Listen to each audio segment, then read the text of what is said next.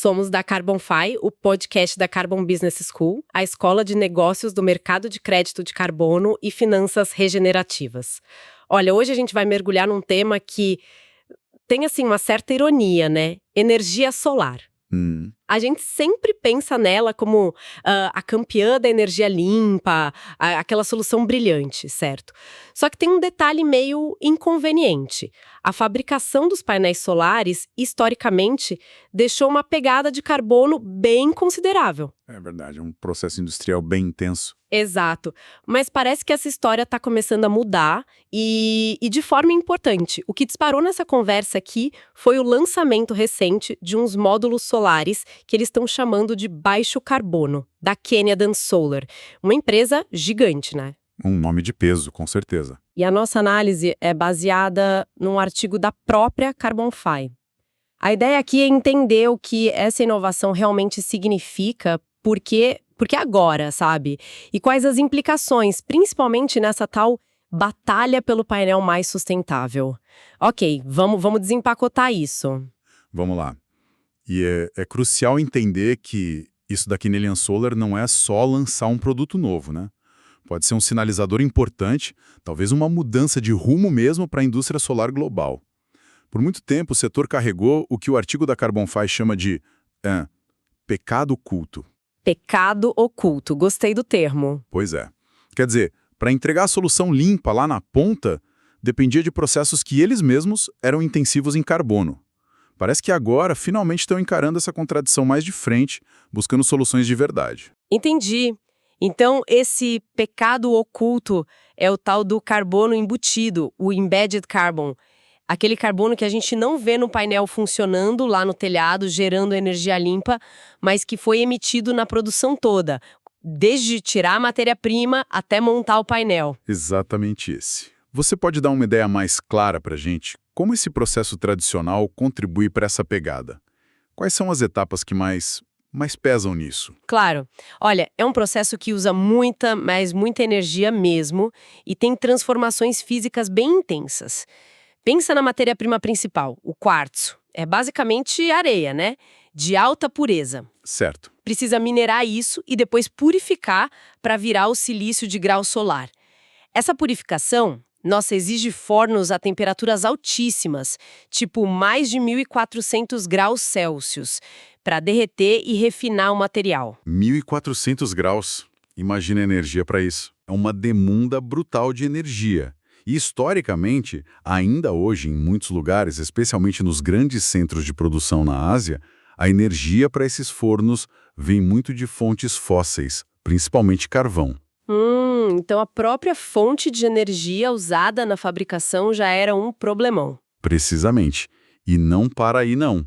Depois que você tem o silício puro, ele vira uns lingotes cilíndricos, sabe?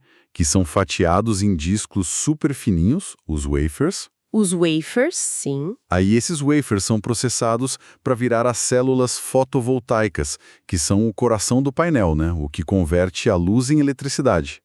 E cada etapa dessa, cortar, tratar quimicamente, dopar, depositar camadas, consome mais energia.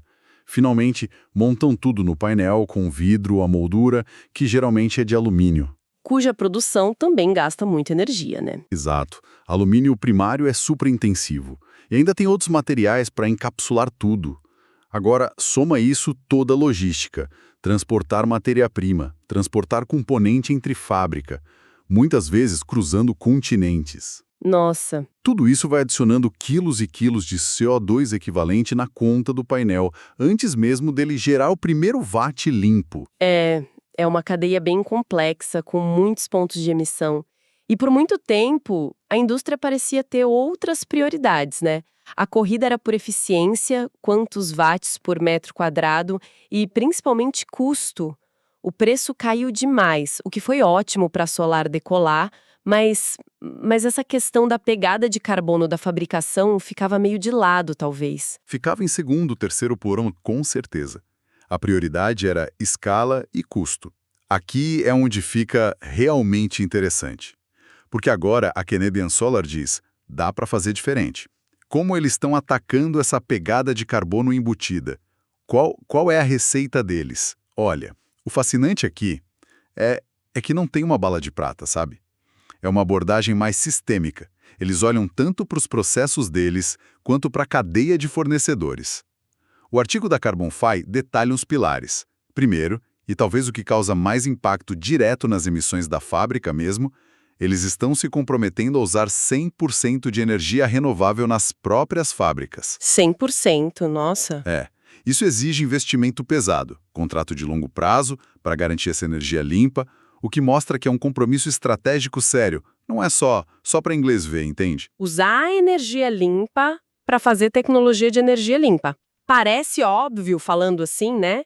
Mas implementar isso na escala deles deve ser um desafio gigante, logístico, financeiro. Que mais? Quais os outros pilares? O segundo pilar importante é usar mais material reciclado. O artigo menciona especificamente silício e alumínio. Alumínio reciclado, por exemplo, gasta até 95% menos energia que fazer alumínio do zero, lá da bauxita. 95% é muita coisa. Muita coisa.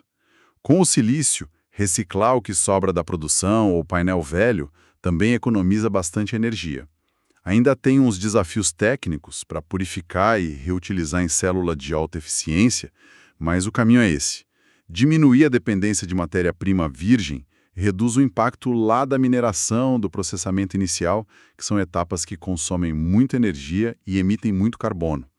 Então, é uma combinação: mudar a energia da fábrica e mudar os ingredientes do produto, buscando coisas mais sustentáveis na origem. Faz sentido, correto.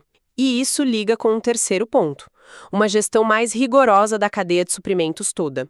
Não adianta só essa fábrica ser limpa se o fornecedor da célula, do vidro, continua com o processo superemissor, né? Então, a Canadian Solar e outros grandes também começam a pressionar os fornecedores, para eles também usarem práticas mais sustentáveis, para darem os dados da pegada de carbono deles. É uma engenharia de processo e de cadeia de valor toda focada em descarbonizar. Entendo a lógica da engenharia, da sustentabilidade, mas geralmente essas mudanças grandes em corporações gigantes têm também um motivo forte de mercado, estratégico. O material da CarbonFi aponta para uma motivação que vem dos clientes, né? Sem dúvida. E aqui entra um conceito que está ganhando muita força no mundo corporativo: as emissões de escopo 3. Escopo 3, Só para contextualizar rápido. Escopo 1 são as emissões diretas da empresa, tipo queimar combustível na caldeira dela. Escopo 2 é a emissão indireta pela energia que ela compra, eletricidade, vapor. Agora, o escopo 3, esse é o grande desafio. São todas as outras emissões indiretas que acontecem na cadeia de valor da empresa, tanto para trás nos fornecedores quanto para frente, no uso do produto, no descarte. E os painéis solares que uma empresa compra para instalar, por exemplo, num data center ou no telhado da fábrica, eles entram justamente no escopo 3 dessa empresa compradora, é isso? Porque vem dos fornecedores. Exatamente. Pensa nos grandes compradores de painéis hoje. Não é só a gente em casa. São as gigantes corporativas, empresa de tecnologia com data center enorme, rede de varejo cobrindo o telhado, indústria querendo reduzir custo de energia e cumprir meta ambiental. Verdade. Essas corporações estão sofrendo uma pressão cada vez maior, de investidor, de cliente, de regulador, não só para zerar o escopo 1 e 2 delas, mas para reduzir drasticamente o escopo 3. E é aí que a oferta da Canadian Solar vira estratégica. Então a sacada é genial. Essas mega empresas precisam desesperadamente limpar o escopo 3 delas para bater meta de net zero ou outras promessas de sustentabilidade. Aí vem a Canadian Solar e oferece um painel com pegada de carbono comprovadamente menor, tipo com selo verde rastreável. Isso. Eles não estão só vendendo um painel, estão vendendo uma solução para o problema de escopo 3 dos maiores clientes deles, e isso posiciona eles muito, muito bem. É precisamente isso. Estão transformando uma característica de sustentabilidade do produto num diferencial competitivo direto.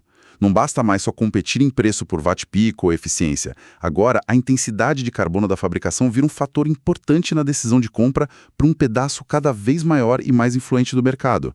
Isso cria uma nova arena de competição, né? Uma nova fronteira, podemos dizer. E como essa nova arena de competição chega aqui no Brasil? Nosso mercado solar cresceu tanto, né? Tanta usina grande, geração distribuída. Quais são as implicações dessa mudança de foco para o carbono embutido no nosso cenário? Olha, se conectarmos isso ao cenário mais amplo, as implicações para o Brasil são várias e a gente precisa prestar atenção. Primeiro, é um desafio direto para a nossa indústria nacional de painéis, que já não é tão grande e sofre com a concorrência de fora. Imagino. O artigo da Carbon Five sugere que a régua subiu. Para competir, principalmente por projeto grande ou cliente corporativo mais exigente, essas fábricas aqui vão ter que mostrar também que estão correndo atrás, que estão reduzindo a própria pegada de carbono. O que pode exigir um investimento alto, talvez num momento que não é o mais fácil para a indústria local. Exato. Pode ser modernizar processo, garantir acesso à energia renovável com custo bom, o que nem sempre é fácil, depende de onde a fábrica está, do tamanho dela, e renegociar com o fornecedor de célula, de insumo, que muito vem de fora. É um desafio tecnológico e financeiro real. Complicado. Por outro lado, surge uma oportunidade interessante para os desenvolvedores de projetos solares aqui no Brasil, especialmente quem foca em usina grande para mercado livre ou leilão. Que tipo de oportunidade seria essa? A chance de agregar valor para o projeto, oferecer energia gerada com equipamento que tem um impacto ambiental menor e comprovado. Imagina um desenvolvedor negociando um PPA, um contrato de energia de longo prazo, com uma multinacional que tem metas ESG super agressivas. Certo. ESG. Ambiental, social e governança. Isso. Poder chegar e dizer, olha, nossa energia vem de painéis com X% menos carbono embutido que o padrão do mercado. Isso pode ser um diferencial decisivo na negociação. Talvez até justifique um preço um pouquinho maior ou facilite pegar financiamento com condição melhor em banco, em fundo que valoriza critério ESG. Faz todo sentido. A sustentabilidade do equipamento vira um atributo da energia que está sendo vendida. E tem uma terceira via de impacto que o artigo menciona, mais ligada à regulação. Sim, e essa pode transformar mais a longo prazo. O artigo levanta a hipótese de que os órgãos reguladores, tipo a ANEEL, que cuida do setor elétrico aqui, A Agência Nacional de Energia Elétrica. Isso, que ela possa, eventualmente, colocar a pegada de carbono do equipamento como critério nos leilões de energia nova. Hoje, o foco é quase que só no menor preço da energia, Mas a gente já viu outros critérios não econômicos entrarem na conta no passado. Se a intensidade de carbono da fabricação do painel ou da turbina eólica, passasse a conta a ponto, ou fosse critério de desempate, nossa, isso criaria um incentivo econômico muito forte para toda a cadeia de fornecimento buscar tecnologia mais limpa lá na origem. isso seria uma mudança de regra do jogo bem considerável, hein? Mas também levanta perguntas, imagino. Como medir isso direito, verificar essa pegada de forma padrão? Será que isso não acabaria favorecendo no começo os fabricantes de fora, que já estão mais na frente nisso e prejudicando a indústria daqui? Sem dúvida, isso levanta uma questão importante. Qual vai ser a postura do Brasil diante dessa tendência global? A gente vai só seguir o que vem de fora, talvez com um atraso que nos deixe em desvantagem, ou a gente pode tentar ser proativo, talvez usar nossa matriz elétrica, que já é relativamente mais limpa, como um diferencial para atrair ou desenvolver a fabricação de baixo carbono aqui mesmo. É uma discussão estratégica que precisa acontecer, Indústria, governo, sociedade. É uma encruzilhada interessante mesmo. Então, o que tudo isso significa? Amarrando as pontas aqui, qual é a mensagem central desse movimento da Canadian Solar e dessa atenção toda no carbono embutido na solar? Olha, eu acho que, fundamentalmente, significa que a indústria solar está amadurecendo. Ela está saindo de uma fase focada quase só em entregar a tecnologia para gerar energia limpa, por uma fase onde ela se vê como parte de um sistema industrial maior, que precisa ser sustentável na cadeia inteira. É um reconhecimento interno, de que não basta ser parte da solução lá na ponta, no consumo de energia.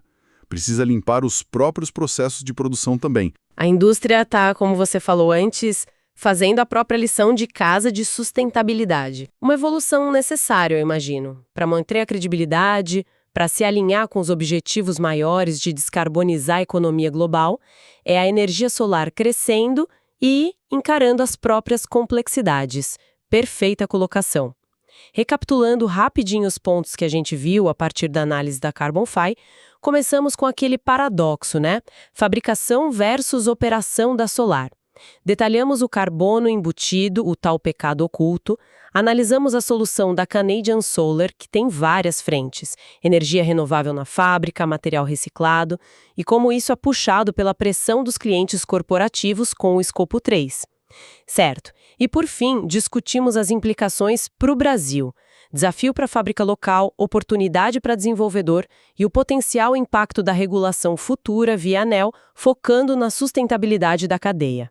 É uma mudança de paradigma que está ganhando força, sem dúvida. Com certeza.